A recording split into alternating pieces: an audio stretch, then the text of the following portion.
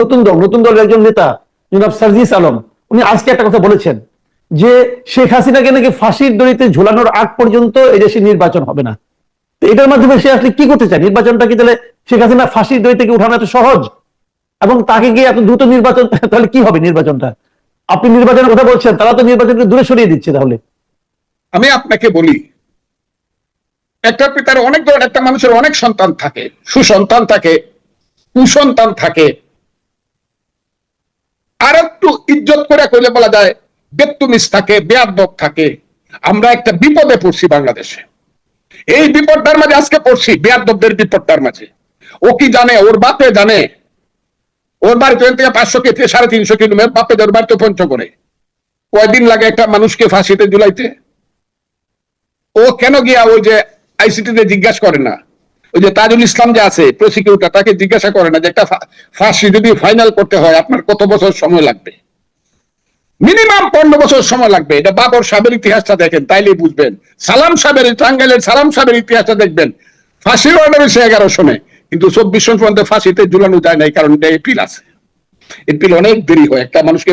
তাইলে আপনি 15 বছর যদি ধরি, এই ছেলেটা বলে যে ফাঁসিতে যদি ফাঁসিতে আইনগত ভাবে হয়, তাহলে 15 বছর আপনারা থাকবেন ক্ষমতায়। হ্যাঁ, কিসকি বান্দির ফুতের নাম সুলতান খা। হ্যাঁ, সুলতান খার ছেলেরা। আল্লাহ, দুনিয়া কিন্তু এরকম থাকবে না, থাকা উচিত না। এই দেশ কিন্তু এরকম থাকবে না, মানুষ কিন্তু থাকবে। যারা বাঙালি জাতিকে চিনে না তারা এরকম কথা বলে। 1000 বছরের বাঙালির ইতিহাস, বাঙালি জাতির ইতিহাস কিন্তু ভিন্ন। বাঙালি জাতি কিছুদিনের জন্য ঘুমায়, কুম্ভকর্ণের ঘুম ঘুমায়, যখন জাগে ভ্যাকসিন খাওয়ায় ঘুম পাড়ানো যায় না, ধরে কিন্তু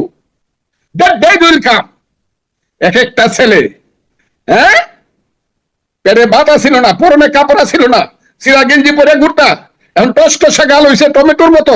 কোটি কোটি টাকা আর কোটি কোটি টাকার গাড়ি দৌড়ো, আর ক্ষমতায় জোর করে থাকতে চাও, আর বাজে কথাগুলো বড় নিয়ে এই দেশের সমস্ত মানুষের গণতান্ত্রিক অধিকারকে হত্যা করতে চাও কেন? ছোট মুখে এত বড় কথা বলা ভালো না। কাজে আমি আজকে আপনাদেরকে বলি, দেশটা যুদ্ধ করে স্বাধীন করছিলাম বইলা এইসব বাচ্চা ছেলেমেয়েরা ছোট মুখে বড় কলা বলে, কিন্তু এদেশে কিন্তু গণতন্ত্র আসবেই। আমি মরে যেতে পারি, আমাকে গুলি করে মারতে পারে, কিন্তু গণতন্ত্র কিন্তু দেশে আসবেই। এবং এদের কারো জামানত বাঁচবে না। রিয়েল ইলেকশন হইলে পরে আমি চ্যালেঞ্জ করে দিলাম, বিএনপি অফিস থেকে জাস্ট খালি ধানের শীষ মার্কাটা দিয়ে থাকবো, একজন পিয়নকে দিয়ে দিব পঞ্চগড়ে, জামানত বাঁচবে না কারো। কাজে এত বড় কথা বলা ভালো নয়। এই দেশটাকে তারা শেষ করে দিচ্ছে, এই দেশটাকে গৃহযুদ্ধের দিকে দিচ্ছে। কাজে আমি আপনাকে বলবো, আপনার মাধ্যমে আমি বাঙালি জাতিকে, বাংলাদেশের মানুষকে আমি বলতে চাই, ইউনূস সাহেবকে আমি অনুরোধ করতে চাই, জনাব অধ্যাপক মোহাম্মদ ইউনূস, 7 মাস আগে যখন আপনাকে দায়িত্ব দেওয়া হয়, এই দেশের মানুষ রাতের বেলায় 8 তারিখে ঘুমায় নেয় আনন্দে। এই 7 মাসে আপনি দেশটাকে অন্ধকার করছেন। আল্লাহর দোয়াই লাগে সমস্ত রাজনৈতিক দলকে ডাকেন, সমস্ত রাজনৈতিক দলকে ডাকেন, দলকে জিজ্ঞাসা করেন কতটুকু আপনারা এই দেশে সংস্কার চান, at least in case of fair election. অন্য কিছু করতে যাবেন না, পারবেন না, সবটা ঐক্যবদ্ধ ভাবে করে তারপরে দ্রুত ইলেকশন দেন, দেশ যদি বাঁচাতে চান। নাহলে দেশ ধ্বংস হওয়ার সমস্ত দায়িত্ব ইউনূস সাহেবের কাঁধে পড়বে।